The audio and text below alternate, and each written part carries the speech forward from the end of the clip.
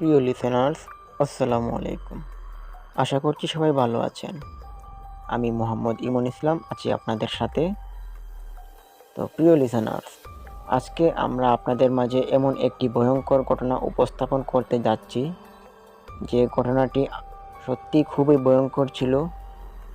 তো ঘটনাটি ইমেলের মাধ্যমে পাঠিয়েছেন আমাদের একজন চাচা, ওনার নাম রহিমউদ্দিন। তো রহিমউদ্দিন চাচা আমাদেরকে এরকম ঘটনাটি পাঠানোর পর আমরা এই ঘটনাটি পড়ি এবং পড়ার পর আমাদের আসলেই খুব ভয় লেগেছে। তো যাই হোক প্রিয় লিসেনার্স, আর কথা বাড়াচ্ছি না, চলে যাচ্ছি মূল ঘটনায়। ঘটনাটি ঘটে যায় আজ থেকে প্রায় 9 বছর আগে। এক গ্রামে বাস করত সাজু এবং সাজুর মা। তাদের বাবা নেই, আর তাদের কোনো ভাই বোনও ছিল না। সাজু একাই ছিল, আর সাজুর মা ছিল। তারা দুইজনেই একটা ফ্যামিলির মেম্বার ছিল, দুইজন আর কি। তো দুইজনে এরকম থাকা অবস্থায় সাজুর যে বাবা ছিল, ওই বাবার অনেক সম্পত্তি ছিল। তো বেশ সম্পত্তি থাকার কারণে সাজুদের আর কোনো টেনশন ছিল না। তারা ওই সম্পত্তির উপর নির্ভর করে তাদের চলাফেরা করত। তাদের খাওয়া দাওয়া, ভরণ পোষণ সব কিছু ওইখান থেকে তারা পুষিয়ে নিত। তো এইভাবেই চলতে থাকে সাজু ও সাজুর মার পরিবারটা, দুইজনের পরিবার। তখন সাজুর বয়স প্রায় 19 থেকে 20 বছর হলো। তো এই অবস্থায় সাজু অনেকটাই চঞ্চল ছিল। তো যাই হোক, সাজুদের ছিল প্রথমে, বলতে হয় যে সাজুদের ছিল প্রথমে একটা বড় একটা কলা বাগান। তো যাই হোক, সাজুদের যে প্রধান উৎস ছিল ইনকামের, সেই উৎসটা ছিল তাদের বড় একটা কলা বাগান। যে কলা বাগানটা সাজুর বাবা তার নিজ হাতে এরকম কলা গাছগুলো রোপণ করে গিয়েছিলেন, এবং এটা প্রায় 10-12 বছর ধরে এই বাগানটা পরিচালিত হচ্ছে এবং কলা হচ্ছে। আর সাজু ওই কলাগুলো কেটে নিয়ে বাজারে বিক্রি করে এবং তারা অর্থনৈতিক দিক দিয়ে তাদের সংসারটা চালাতে পারছেন। তাছাড়া তাদের ধান ক্ষেতও ছিল প্রচুর, ওইগুলো থেকেও তাদের প্রচুর পরিমাণে ইনকাম আসতো। তো প্রিয় লিসেনার্স, আজকের ঘটনাটি ঘিরে রয়েছে সাজুদের ওই পুরাতন কলা বাগানটাকে ঘিরে। তো সাজু একা পারতো না এত বড় সম্পত্তির পাহাড় সামলাতে। তো সাজুর খালাতো ভাইকেও ডেকে নিয়ে আসে। তার খালাতো ভাইয়ের নাম ছিল রিফাত। তো রিফাতের বয়স তখন ছিল 15 কি 16 বছর। তো তাকে নিয়ে এসে বেশিক্ষণ রাখতো না, যেহেতু তখন তার কাজ ছিল যতক্ষণ, ততক্ষণে রিফাতকে নিয়ে সে কাজকর্মগুলো করে বাড়িতে আবার চলে আসতেন এবং রিফাতকে তার বিনিময়ে কিছু দিয়ে দিতেন। তো এইভাবে কাটতে থাকে সাজুদের পরিবারের অনেক দিন। তো বরাবরের মতোই সাজু একদিন কলা বাগানে যায় রিফাতকে নিয়ে। গিয়ে দেখতে পেল যে কলা বাগানের মধ্যে অনেক রকমের কলা রয়েছে, সবরি কলা, চাম্পা কলা, আরও অনেক ধরনের কলা। তো এই কলাগুলোর মধ্যে কিছু কলা মানে পরিপক্ক হয়েছে, এরকম অবস্থা যে পাকবে। তো বাগানের মধ্যে তো আর পাকানো সম্ভব না, কেননা আশপাশে চোর থাকে, যার কারণে কলা চুরি করে নিয়ে যাবে। তো তারা গণতে শুরু করলো যে কয়টা কলা গাছের মধ্যে কলা পরিপক্ক হয়েছে। তো তারা এইভাবে গণাগণি শেষে দুজনে দেখতে পেল যে প্রায় 27-28টা কলার সরি এরকম পরিপক্ক হয়ে রয়েছে গাছের মধ্যে। তো এই অবস্থা দেখে তারা বাড়িতে চলে আসেন এবং আরও 3-4 জন লোক নিয়ে তারা পরদিন আবার চলে যায় কলা বাগানে। তো কলা বাগানে গিয়ে এক একজনের মধ্যে এক এক রকম কলা গাছ কাটতে থাকে এবং 25 থেকে 30টার মধ্যে কলার ছড়ি তারা পেরে নিয়ে আসে বাড়িতে। তো এইভাবে তারা কলার ছড়ি পেরে নিয়ে আসার পর ঘরের মধ্যে সাজিয়ে রাখে এবং পরদিন বাজারে নিয়ে যাবে এই বলে তারা যারা গিয়েছিল তার সঙ্গে তাদেরকে কিছু মজুরি দিয়ে দেয় এবং কলাগুলো রেখে দেয় ঘরের মধ্যে, কালকে বাজারে নিয়ে যাবে বলে। তো যাই হোক, তারা সাজু এবং সাজুর মা রাত্রিবেলা খাবার দাবার খেয়ে ঘুমালেন। তো ঘুমানোর পর ঠিক মধ্যরাতে সাজুর মা স্বপ্নে দেখলেন যে স্বপ্নটা ছিল এমন, সাজুর মাকে কেউ বলছে যে, কিরে সাজুর মা, তুই কি ভেবেছিস তোর ছেলে এইভাবে অন্যায় করে যাবে আর আমরা তাকে ছাড় দিয়ে দেব? তোর ছেলেকে আমরা ধ্বংস করে দেব, তুই কিচ্ছু করতে পারবি না। এইরকম অদ্ভুত হুঁশিয়ারি শুনে সাজুর মা খুবই টেনশনে পড়ে যান এবং তিনি লাফ দিয়ে বিছানা থেকে উঠে পড়েন এবং উঠেই সাজুকে খুঁজতে থাকেন। সাজু ছিল পাশের বিছানায়। তো সাজু তখন উঠে পড়ে তার মাকে জিজ্ঞেস করলো যে, মা কি হয়েছে? তখন তার মা সবকিছু খুলে বলল যে, কেউ একজন আমাকে এরকম কঠিন হুঁশিয়ারি দিয়েছে যে তোকে নাকি ছাড়বে না। তো সাজু বলল, কিসব উল্টাপাল্টা স্বপ্ন দেখো, সারাদিন কি উল্টাপাল্টা চিন্তা ভাবনা করো, এসব সব মিথ্যা, ঘুমিয়ে পড়ো আবার। এরকম সান্ত্বনা দিয়ে সাজুর মাকে সাজু ঘুম পাড়িয়ে দেন এবং সাজু ঘুমিয়ে পড়ে। তো পরদিন সকালে সাজু কলা নিয়ে বাজারে যাবে। তো এই অবস্থায় সাজু তার খালাতো ভাই রিফাত এবং পাশের বাড়ির 2-3 জন ছেলেকে ডাকে আনে। তো আনার পর একটা ভ্যান গাড়িও আনে যে ওইটা দিয়ে তারা বাজারে যাবে কলাগুলো নিয়ে। তো এইভাবেই তারা একটার পর একটা কলা সাজিয়ে বাজারে নিলেন এবং নিয়ে সবগুলো কলাই বিক্রি করে বাড়িতে চলে আসলো। তো ওই দিন বাড়িতে ফিরতে ফিরতে তাদের প্রায় সন্ধ্যা হয়ে গিয়েছিল। তো সন্ধ্যা হয়ে যাওয়াতে সাজু ভাবলো যে যেহেতু ওই দিক দিয়ে যাব, তো হেঁটেই যাই, ওই দিক দিয়ে আর গাড়িতে গিয়ে আর লাভ নেই, ওই দিক দিয়ে হেঁটে যাই, প্রচণ্ড বাতাস আছে, খুব শান্তি লাগবে। তো এই ভেবে সাজু রিফাতকে নিয়ে হেঁটে আসতে থাকে তাদের কলা বাগানের দিকে। আর সাজু নিয়ত ছিল যে কলা বাগানটাকে এক নজর দেখে যাবে যে আশপাশে কি কোনো চোর টোর ঘোরাঘুরি করে নাকি। তো সাজু এরকম প্রায় মাঝে মাঝেই চেক দিত তার কলা বাগান যে কোনো চোরা চেঁচামেচি হয় নাকি। তো সাজু আর রিফাত আসছিল তাদের কলা বাগানের দিকে, প্রায় এক পর্যায়ে চলে আসছে কলা বাগানের মধ্যে। আসার পর তারা কলা বাগানের আশপাশ দেখছিল খুব ভালো করে যে কোনো মানুষজন আছে নাকি। তো তারা কাউকে দেখতে পায়নি এবং তারা না দেখার কারণে তারা চলে যায়। তখন প্রায় সন্ধ্যা হয়ে গিয়েছে, গভীর সন্ধ্যা হয়ে গিয়েছে, অন্ধকার নেমে আসে সব দিক থেকে। তো এরকম অবস্থা দেখে সাজু বলল যে খুব অন্ধকার হয়ে গিয়েছে, হঠাৎ যাও চলে যাই। তো চলে যাবে। তখন কলা বাগানটা পার হয়। তো রিফাত আবার পিছন দিকে ঘুরে সে দেখতে পেল কলা বাগানের ঠিক মাঝখানে কেউ একজন বসে রয়েছে। তো রিফাত সঙ্গে সঙ্গেই সাজুকে বলল, ভাইয়া দেখো, ওই কলা বাগানের মধ্যে কেউ একজন বসে রয়েছে। তখন সাজু বলল, কে বসে রয়েছে? তো সাজুর চোখেও তখন পড়ল যে কেউ একজন উল্টো দিকে মুখ করে বসে রয়েছে। তো সাজু ভাবলো যে হয়তো নির্ঘাত সে একটা চোর হবে। এইটা ভেবে সাজু হাতে লাঠি নিল, রিফাতকেও একটা লাঠি নিয়ে তারা দৌড়ে গেল ওই বসে থাকা মানুষটির কাছে। তো বসে থাকা মানুষটির পিছন দিক দিয়ে তারা দেখছিল চুলগুলো ছিল খুব লম্বা লম্বা এবং পরনে কালো কাপড়, পুরো শরীরেই কালো কাপড় দিয়ে মোড়ানো ছিল, আর মাথা ছিল নিচ দিকে, আর চুল ছিল খুব লম্বা লম্বা। তো এই দেখে সাজু তাকে গিয়ে একটা গালি দেয় এবং গালি দিয়ে সে উল্টা পাল্টা বলতে থাকে যে এই কলা বাগানের মধ্যে কি তোমাদের চুরি করার জায়গা পাও না? এরকম কথাবার্তা শুনেও যখন বসে থাকা লোকটি কোনো উত্তর দেয় না, তখন সাজু আশ্চর্য হলো এবং ভাবতে লাগলো কে হতে পারে, মনে হয় কোনো পাগল টাগল। তো সাজু ভাবলো মনে হয় পাগলেই, একটা বাড়ি দিয়ে দেখি, সে দৌড় দিয়ে যদি পাগল হয়। তো যেই কথা সেই কাজ, সাজু মেরে দেয় একটা বাড়ি। তো বাড়ি দেওয়ার পরই ওই কালো কাপড় পরা লোকটা সাজুর দিকে তাকায়।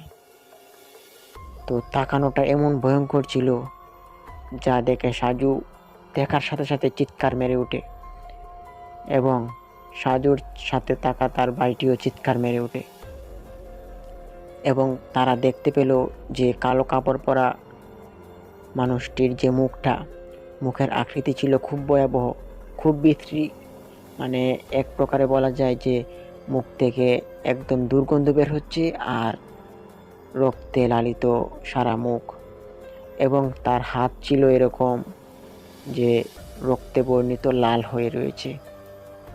এই দেখে সাজু আর রিফাত খুব ভয় পেয়ে যায় এবং তারা লাঠি হাত থেকে ফেলে দিয়ে তারা বাড়ির দিকে দৌড়ে চলে আসে।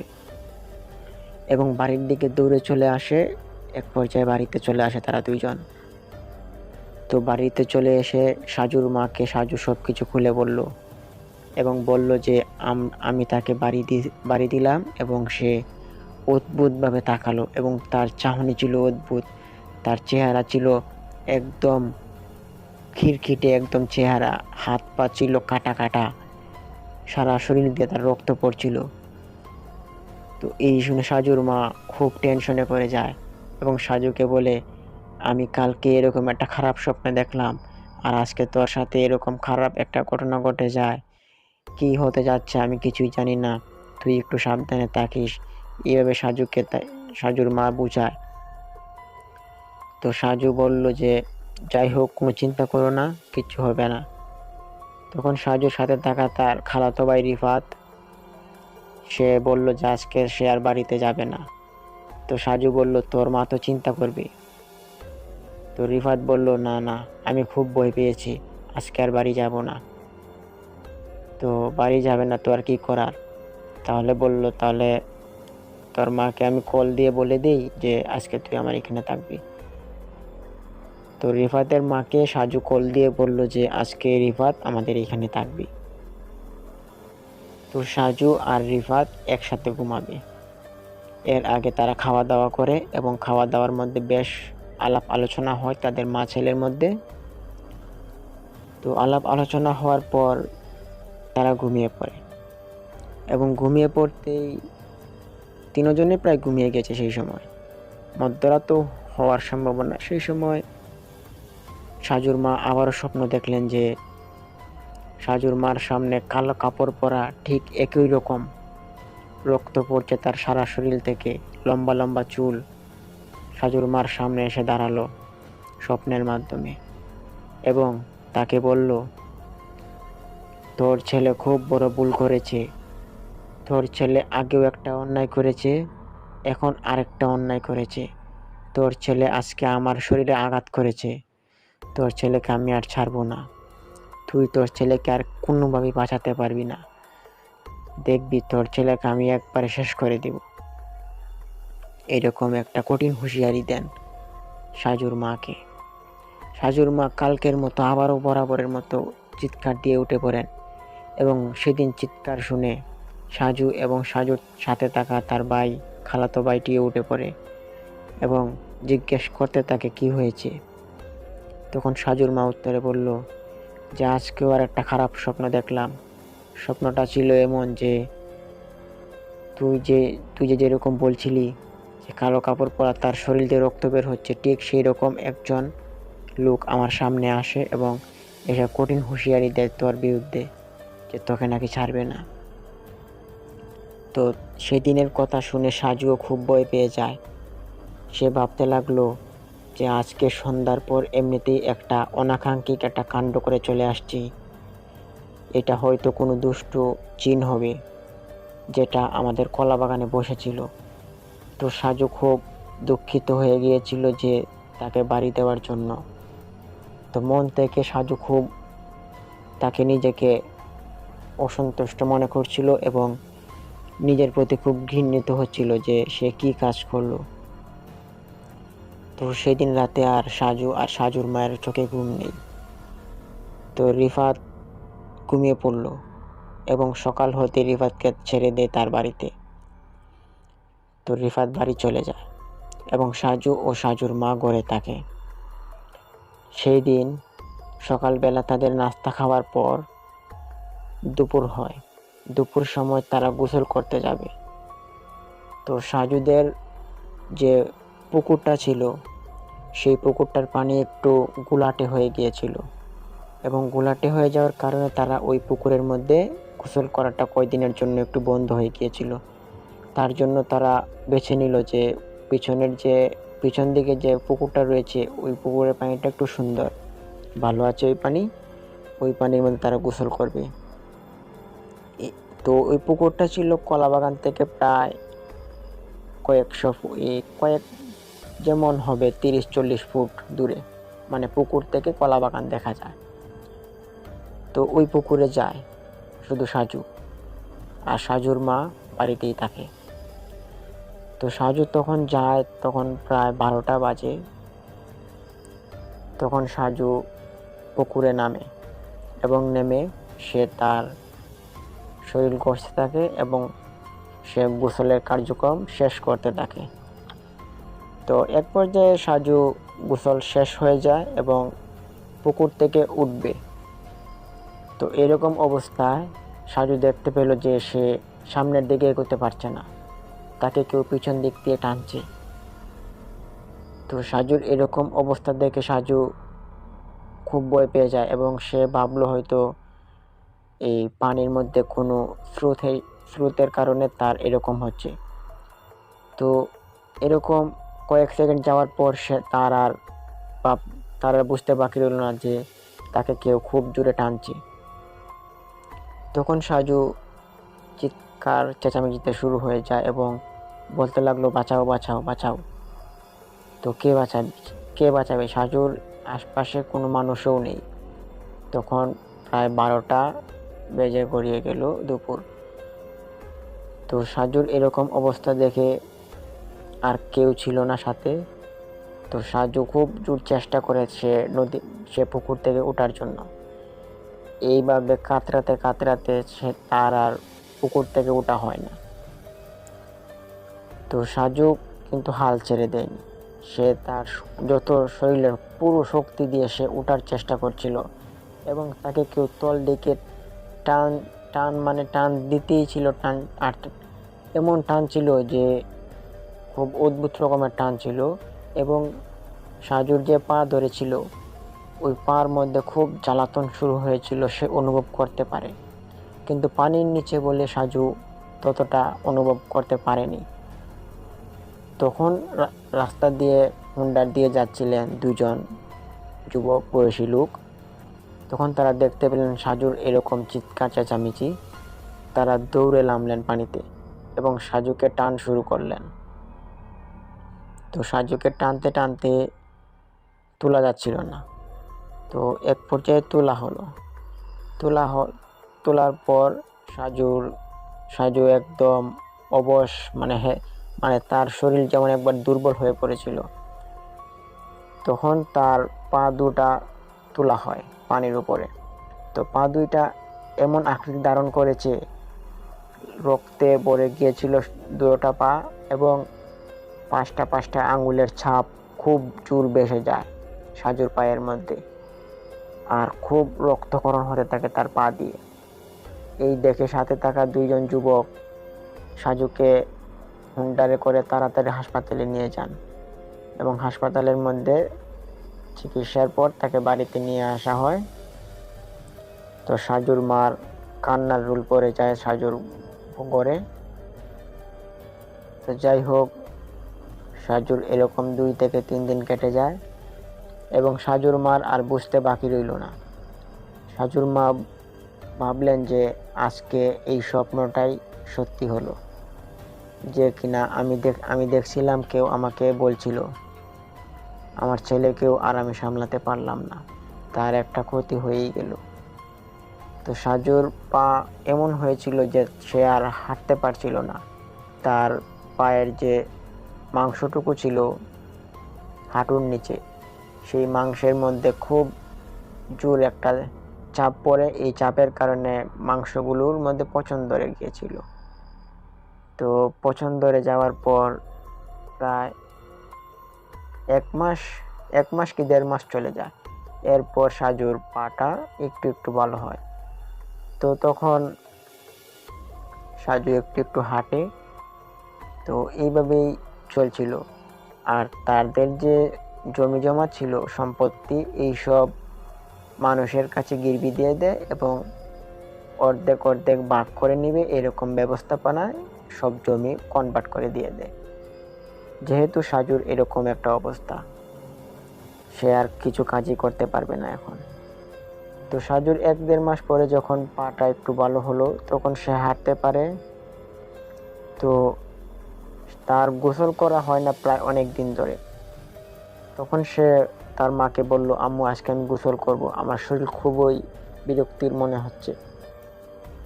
তো সাজুর মা বললেন যে গোসল করবো, আচ্ছা তাহলে আমি পানি নিয়ে আসি, বাড়িতে গোসল করিয়ে দিই। তখন সাজু বলল আচ্ছা ঠিক আছে। তো সাজুর মা পানি আনতে যায়। তো পানি এনে রাখে সাজুর কাছে এবং সাজুকে একটা চেয়ারে বসায়, যে ওই চেয়ারে বসিয়ে তাকে গোসল করিয়ে দেবে যাতে পায়ের মধ্যে পানি না পড়ে। তো সাজুর মা সাজুকে বসিয়ে ঘরে গেলেন সাবান এবং গামছা এবং সাজুর একটা লুঙ্গি নিয়ে আসার জন্য। তখন সাজুর মা যখন ঘর থেকে বের হলেন, সাজুর জন্য সাবান, লুঙ্গি এবং গামছা নিয়ে বের হলেন, তখন সাজুর মা দেখতে পেলেন যে সাজুর মাথা ওই বালতির মধ্যে ডুবন্ত অবস্থায় রয়েছে এবং সাজু খুব চিৎকার চেঁচামেচি করতে থাকে, কিন্তু চিৎকার তার বের হচ্ছিল না, কেননা তার মুখ পুরোটা ছিল পানির নিচে। বালতির যে পানিটা ছিল ওই পানির নিচে ছিল। তখন সাজুর মা তার হাত থেকে সব কিছু ফেলে দেয় এবং ফেলে দিয়ে দৌড়ে তার ছেলের কাছে যায় এবং ছেলের কাছে গিয়ে তাড়াতাড়ি করে তুলতে শুরু করলেন, কিন্তু সাজুর মাথা কোনোভাবে তোলা যাচ্ছিল না ওই বালতিটা থেকে। তো এরকম অবস্থা সাজুর মা কান্নাকাটি শুরু করে দেয়, কিন্তু সাজুর মা হাল ছেড়ে দেয়নি। তিনি তার মাথা তোলার জন্য ক্রমশ চেষ্টা করে যাচ্ছিলেনই। তো মাথা যখন তোলা যাচ্ছিল না, তখন সাজুর মা খুব জোরে ধাক্কা দিয়ে বালতিটা ফেলে দেন এবং বালতিটা ফেলে দেওয়ার পর পানিটা পড়ে যায় এবং সাজুর মাথাটা উঠে যায় এবং সাজুর তখন পানি মাথা দিয়ে, পানি মুখ নাক মুখ দিয়ে ঢুকে তার পেট ফুলে যায় এবং পেট ফুলে যাওয়ার পর সাজুর অনেক কষ্ট হতে থাকে এবং সাজুর মা এরকম অবস্থা দেখে তার পাশের বাড়ির চাচাদের ডাক দেয় এবং ডেকে এনে প্রাথমিক চিকিৎসার কিছু ব্যবস্থা করেন, যে পানি যে ঢুকেছে পেটের ভিতরে এগুলোকে বের করা যায়। তখন সাজুর চাচারা মিলে প্রাথমিক চিকিৎসা, অনেক রকমের চিকিৎসা ব্যবহার করতে থাকেন। তো একটু একটু করে পানি বের হচ্ছিল, কিন্তু ততক্ষণে পানি অনেকটাই সাজুর পেটে চলে যায়, নাক মুখ দিয়ে, যা সাজুর পেট ফুলে যায় যার কারণে। তখন সাজুর মা খুব কাঁদতে শুরু করেন এবং সাজুর চাচা কয়েকজন বুঝতে পারলেন যে সাজুকে মনে হয় আর বাঁচানো সম্ভব হবে না। এইভাবে তারা হাসপাতালে নিয়ে যাবেন ভাবেন। তো সাজুকে হাসপাতালে নিয়ে যাবেন, অ্যাম্বুলেন্স ডাক দিলেন, কেননা তার পা ভালো নেই, এমনিতেই তার অনেক জোর দখল অবস্থা গিয়েছে কয়দিন আগেও, এরকম এখন আবার এরকম একটা অবস্থা। তো যাই হোক, অ্যাম্বুলেন্সকে ডাক দিলেন। ততক্ষণে সাজুর অবস্থা খুবই খারাপ হয়ে গিয়েছিল, সাজুর সারা শরীর লাল হয়ে গিয়েছিল। তো লাল হয়ে যাওয়াতে তার কথা বলা বন্ধ হয়ে গিয়েছিল। তখন সাজুর মা এবং সাজুর চাচারা মিলে তাকে অ্যাম্বুলেন্সে তুলবেন। তো এই অবস্থায় সাজুর মারা যায়। সাজুর পেটে অতিরিক্ত পানি যাওয়ার কারণে সাজু মারা যায়। তখন তার পুরো শরীর লাল বর্ণ ধারণ করে ফেলে এবং তার যে ঘাড় ছিল, পিঠ, ওইখানে লাল লাল বর্ণের 5টা আঙুলের ছাপ দেখা যায়। তো তাকে জানাজা দেওয়া হবে, দাফন দেওয়া হবে, এর আগে তো গোসলের দরকার। তখন তাকে গোসল করানোর সময় এরকমটা সবাই দেখে থাকে যে তার পিঠের মধ্যে, ঘাড়ের মধ্যে এবং সারা শরীরের মধ্যেই লাল লাল বর্ণের কিছু কিছু দাগ আংশিকভাবে দেখা যাচ্ছে এবং পিঠের মধ্যে খুব বেশি করে গাঢ় হয়ে রয়েছে। তাই সবাই বুঝতে পারলো যে মনে হয় ঘাড়ে ধরে চাতা দিয়েছে কোনো দুষ্ট শয়তান বা পিশাচ বা কোনো দুষ্ট জিন। তার হাতের ছাপ হবে এবং সাজুর পানির নিচে থাকা অবস্থায় তার পেটে অনেক পানি চলে যায় এবং সে মারা যায়। তো যাই হোক, এই বিষয় নিয়ে তারা আর বেশি বাড়াবাড়ি করেনি। তারা তাদের মতো করে সাজুকে দাফন দিবে। কিন্তু সাজুর মা একদম ভেঙে পড়েছিলেন। সাজুর বাবা মারা গিয়েছিল অনেক আগে। তো সাজুর মায়ের শেষ সম্বলটুকু ছিল সাজু। এখন সাজুও নেই। সাজুর মা খুব অসহায় হয়ে পড়েন। এত সম্পত্তি কে দেখাশোনা করবেন? তো যাই হোক, সাজু তো মরে গিয়েছে, সে তো আর ফিরে আসবে না। তো সাজুর মাকে সবাই সান্ত্বনা দেন এবং সাজুর দাফন দেওয়া হয়। দিয়ে আসার পর সাজুর মায়ের এইভাবে চলে যায় কয়েকটা দিন দুঃখে দুঃখে। তো সাজুর মা তো তখন আর রান্না বান্না করছিল না। পাশের বাড়ির চাচারা সাজুর মায়ের রান্না বান্না করে খাওয়িয়ে দিয়েছিলেন। তো এইভাবে চলে যায় 1.5-2 মাস। চলে যাওয়ার পর এখন কিন্তু আর সাজুও নেই, সাজুর বাবাও নেই, সাজুর মা রয়েছে একা। তো সাজুদের যে সম্পত্তি ছিল ওই সম্পত্তির উপর লোভ ছিল সাজুর চাচাদের, এবং সাজুর চাচারা ভাবলো যে সাজুর সম্পত্তিগুলো তারা লুট করে নেবে, তারা হাতিয়ে নেবে সাজুদের সম্পত্তি। এই ভেবে সাজুর মার সাথে তারা খুব মিল দিতে থাকে এবং মিল দিতে দিতে এক পর্যায়ে তারা ভাবতে লাগলো যে সাজুর মায়ের এখন ঠিক সময় হয়েছে, এখন সাজুর মায়ের কাছ থেকে সম্পত্তিগুলো হাতিয়ে নেওয়া যাবে। তো যার এরকম চিন্তা ভাবনা ছিল সে ছিল সাজুর বড় চাচা।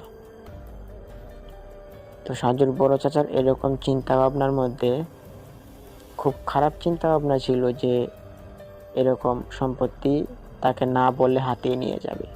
কিন্তু সাজুর কিন্তু আর কেউ ছিল না। সাজুর মা কিন্তু এরকম সম্পত্তি তার চাচারাই পেত, একটা না একটা সময় পেতই।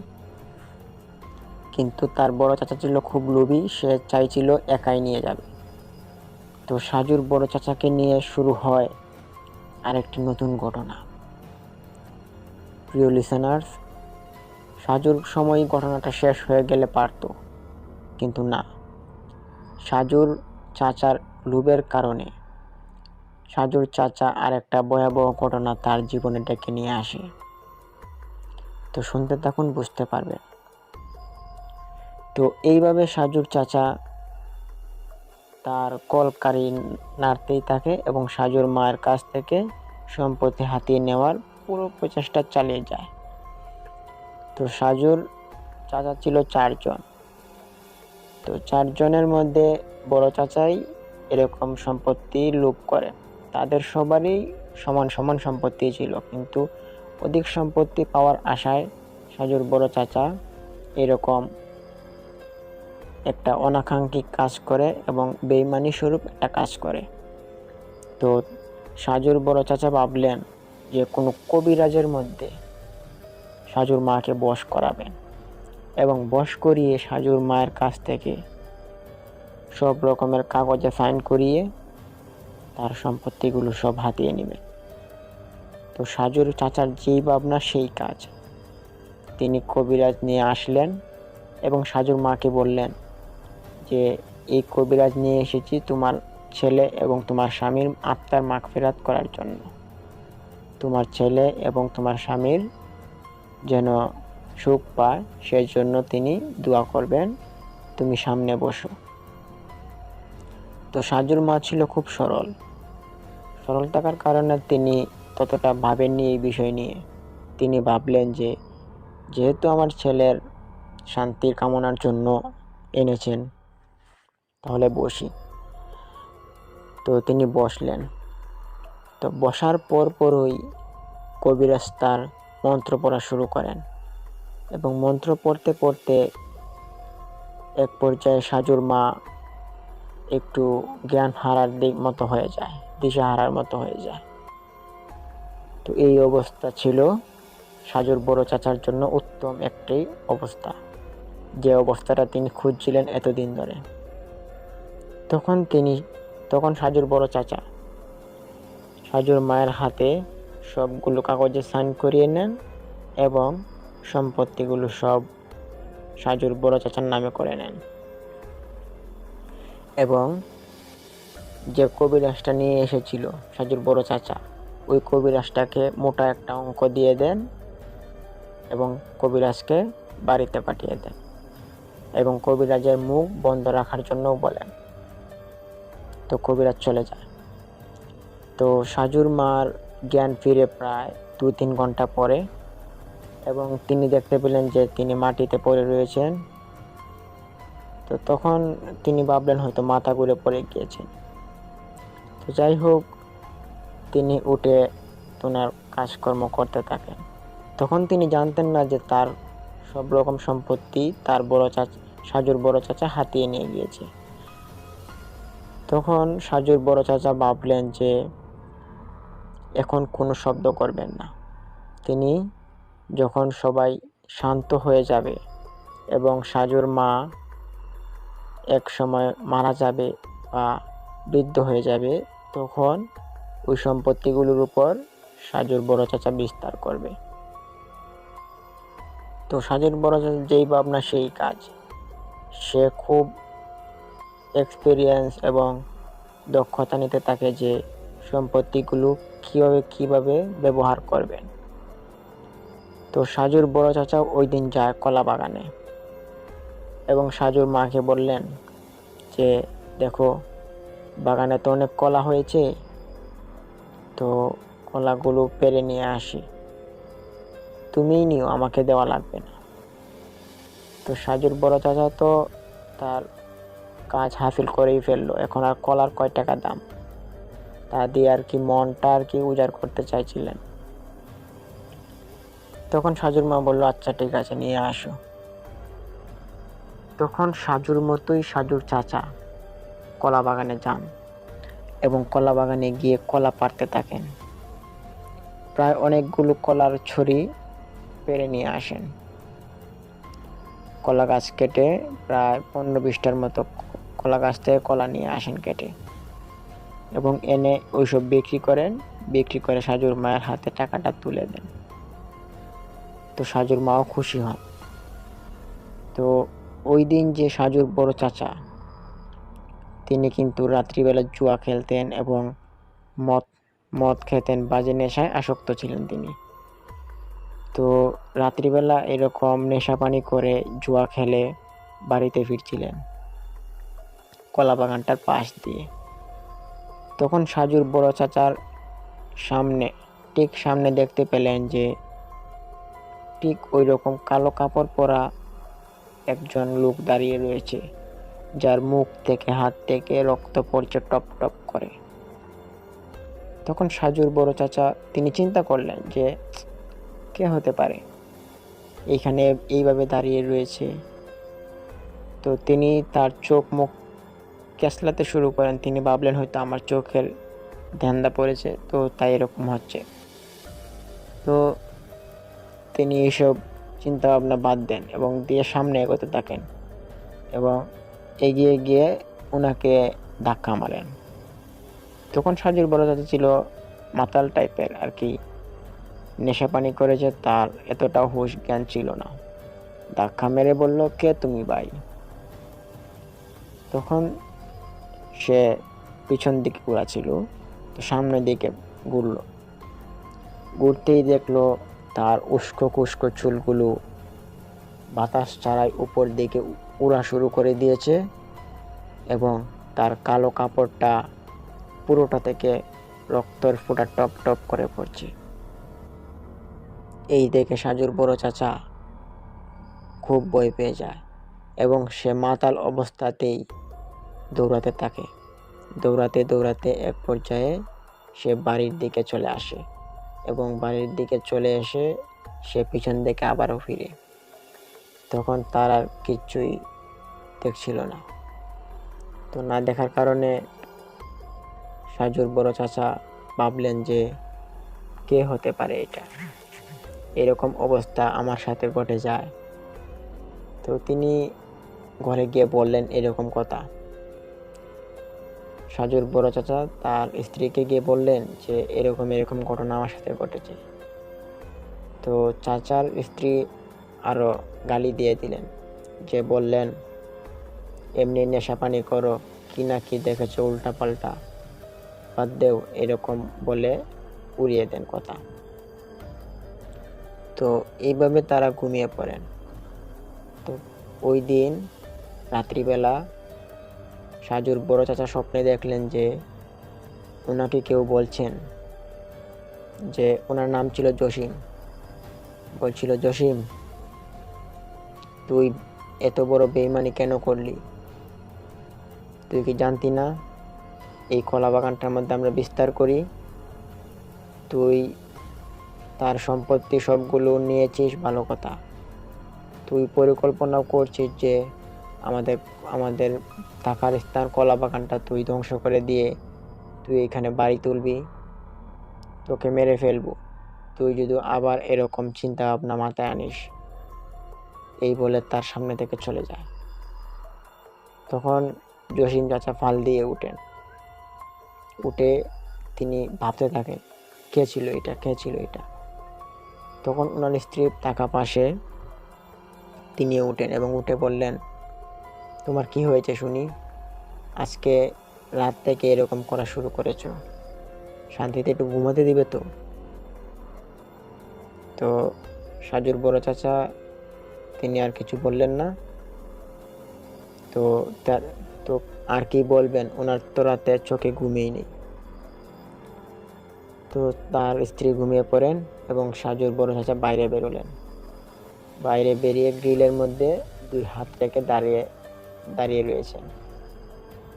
তো তাদের গ্রিলটা থেকে কলা বাগানটা বেশ দূরে দেখা যায় এবং তিনি ভাবতে থাকেন এই কলা বাগানটার কারণে আমাকে এরকম হুঁশিয়ারি দিল, আবার এই কলা বাগানটার মধ্যেই আমি এরকম একটা অদ্ভুত জিনিস দেখতে পেলাম, অদ্ভুত রকমের একটা মানুষ, কি আছে এই কলা বাগানে? তো সাজুর বড় চাচা দেখতে পেলেন কলা বাগানের মধ্যে কিছু একটা আলো জ্বলছে। তো আলো একটা না, প্রায় অনেকগুলো আলো, যা তিনি গণনা করেননি। তো আলোগুলো এরকম অবস্থায় দেখে সাজুর চাচা চিন্তায় পড়ে যান এবং তিনি ভাবেন যে কি হতে পারে এগুলো। তো এরকম ভাবনা চিন্তা করতে করতে ওনার স্ত্রীকে ডাক দেন এবং বললেন যে দেখো তো ওইগুলো কি। তো ওনার স্ত্রীও দেখতে পান যে লাল লাল আগুনের লুক্কার মতো ওইগুলো কলা বাগানের চারদিকে ঘুরছে এবং উড়ছে। এই দেখে সাজুর চাচার স্ত্রীও ভয় পেয়ে যান এবং সাজুর চাচাও ভয় পেয়ে যান। তারা দুজন গিয়ে ঘরের ভিতরে ঢুকে পড়েন এবং তারা চিন্তা করতে থাকেন কেন তাদের সাথে এরকম হচ্ছে, কেই বা এরকম করছে। তো এরকম চিন্তা করতে করতে এক পর্যায়ে সকাল হয়ে যান এবং সাজুর চাচার এরকম একটা কাজকর্মের কারণে, একটা অনৈতিক কাজকর্ম করার কারণে ওনার নিজের প্রতি একটা ঘৃণা চলে আসে এবং তিনি ভাবলেন যে সম্পত্তি তো আমারও কম নেই, আজকে সাজুর বাবা নেই, সাজু নেই, সাজুর মাটা একা পড়ে রয়েছে, তার সম্পত্তি আমি এরকমভাবে নিয়ে একদমই ঠিক করিনি। এখন আবার সম্পত্তি আবার কিভাবে ফিরিয়ে দিবেন? তিনি চাইছিলেন যে সম্পত্তি ফিরিয়ে দিবেন। তো সম্পত্তি ফিরিয়ে তো দেওয়ার কোনো মাধ্যম থাকা লাগবে, কেননা তিনি সম্পত্তিটা নিয়ে এসেছেন একটা কবিরাজের মাধ্যমে, যিনি কিনা সাজুর মাকে অজ্ঞান করেন এবং সাজুর বড় চাচা তার হাতে সবগুলো কাগজে সাইন দিয়ে নিয়ে চলে আসেন সম্পত্তির সব ভাগ। তো এরকম চিন্তায় পড়ে থাকেন জসিম চাচা। এবং জসিম চাচা তার স্ত্রীকে সব কিছু খুলে বলেন এবং খুলে বলার পর জসিম চাচার স্ত্রীও তিনি বলতে লাগলেন, তোমার এই কাজটি করা একদমই ঠিক হয়নি। আজকে যদি সাজুর মাও মারা যায়, এই সম্পত্তিগুলো তো তোমাদের মধ্যে ভাগ হবে। তুমি কেন একা চাইছো এরকম সম্পত্তিগুলো একা লুট করে নিয়ে নেওয়ার জন্য? তখন সাজুর চাচা জসিম চাচা তিনি মনে মনে খুব খাদ্য হলেন এবং নিজের প্রতি ঘৃণা জন্মালো। তিনি ভাবলেন যে আমি আর এই সম্পত্তি রাখবো না। তো যাই হোক, সম্পত্তির কাগজগুলো সে ছিঁড়ে দিয়ে আগুনে পুড়িয়ে ফেলল। যেহেতু তিনি খুবই লজ্জিত হয়ে গিয়েছিলেন কোনো এক কারণে, তো এরকম অবস্থায় তিনি পুড়িয়ে দেওয়ার সময় ওনার পাশ দিয়ে যাচ্ছিলেন ওনার যে ছোট ভাইটা ছিল, মেজো ভাই, উনি যাচ্ছিলেন। তো উনি দেখতে পেলেন যে তার বড় ভাইয়ের ঘরে আগুন চলছে। এই দেখে তিনি ভাবলেন যে মনে হয় আগুন ধরে গিয়েছে বলে দৌড়ে তিনি ঢুকে পড়েন ঘরের ভিতরে এবং ঘরের ভিতরে ঢুকেই দেখেন দলিলের কাগজপত্র একটা একটা করে তিনি পুড়াচ্ছেন এবং দৌড়ে গিয়ে ওনার হাত থেকে একটা কাগজ নিয়ে নেন ওনার ছোট ভাই এবং নিয়ে পরে দেখেন যে এরকম অবস্থা, এরকম কাহিনী। তো ওনার ছোট ভাই বললেন, ভাইয়া তুমি এসব কি শুরু করেছো? তুমি ওদের সম্পত্তি কেন তোমার নামে করেছো? তখন জসিম চাচা বললেন, আমি আমার ভুল বুঝতে পেরেছি এবং আমি ওইগুলো এর জন্যই জ্বালিয়ে দিচ্ছি যে আমি আর এরকম সম্পত্তির লোভ করব না। এবং আমার সাথে ঘটে গিয়েছে অনেক খারাপ অবস্থা, খারাপ ঘটনা, যে ঘটনাগুলো আমার মাথায় এখনো ঘুরছে, যার জন্য আমি খুবই দুঃখিত, খুবই লজ্জিত। এই বলে সাজুর চাচা তার ভাইয়ের কাছে মাপ চায় এবং মাপ চেয়ে বলল যে আমাকে ক্ষমা করে দিও, তোমাদের ভাগের মধ্যে আমি হাত দিয়েছিলাম, লোভ করেছিলাম, কিন্তু আমার সাথে ঘটে যাচ্ছে অনেক খারাপ ঘটনা, তোমরা আমার জন্য দোয়া করিও। এই বলে সাজুর চাচা জসিম চাচা তার ছোট ভাইকে পাঠিয়ে দেন এবং দলিল কাগজগুলো সব পুড়ে ফেলেন। তো পুড়ে